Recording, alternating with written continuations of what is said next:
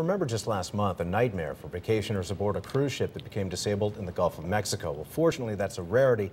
But what about avoiding smaller cruise ship catastrophes? Our friend Howard Schwartz is here from the Better Business Bureau, and those images of passengers, Howard, stranded last month makes us wonder what our rights are and how we can hedge our bets when booking a cruise vacation. So where do we start?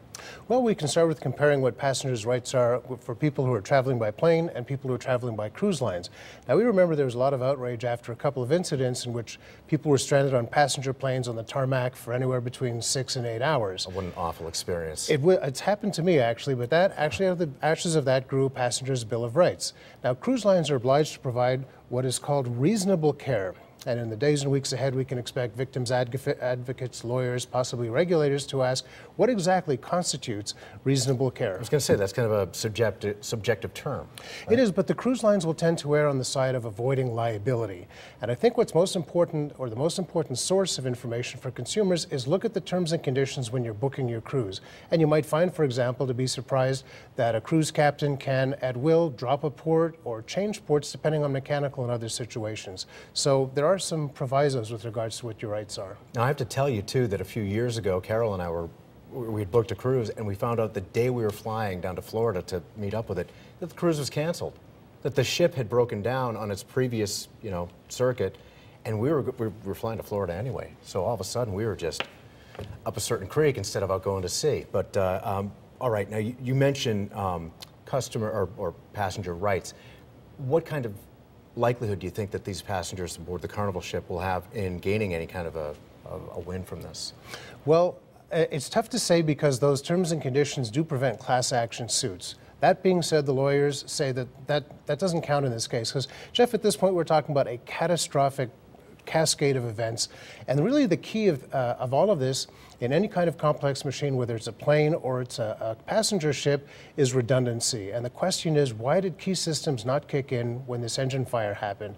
And that's something that investigators are going to be looking at. And ultimately what happens after an incident like that is there are better improvements in engineering and safety and those types of things. So while it might seem that we are helpless in such a situation, in one like that, probably yes, but we might see things like better contingency plans, more generators, maybe airlifts for passengers in the event of emergency. All right, now in terms of going forward on something like this, the cruise industry, I would imagine, has some expectation of what's the backlash, not just from passengers that were aboard, but maybe people who are considering a cruise vacation. And what does the cruise industry do in the wake of something like that? The images do not help the industry, but as we've seen with the airline industry, it does not simply go away. Now, analysts were expecting anywhere between a 5% and 10% increase over the coming year. Some people are expressing online that they're afraid of some of the safety issues. I think that ultimately we can expect some changes that will improve safety for the passengers, and I think that people have to kind of sit back, and people are still booking cruises. As you know, some of the people on that doomed cruise have already rebooked with the same company, and they're on vacation right now. Yeah, how many times can lightning strike, right? Exactly. Now, I'm not going to ask you to espouse one particular cruise line over another, but how can passengers or would-be cruisers look ahead if you're booking, apart from the fine print? Do we talk to a travel agent? Do we try to get a sense of what the better cruise lines are, that kind of thing? Or what Travel else? agents are helpful if you're a first-time cruiser.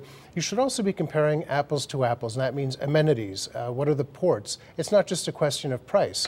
The other things we should be looking at is buying insurance for trip cancellation, for medical emergencies, for example, if you have to be evacuated in the case of some sort of a medical problem, also theft of baggage and those types of things. But the most important is to check what are the exclusions, what am I not covered for, because you don't want to get your hopes up too high, especially in the event of some sort of a breakdown like this. Okay.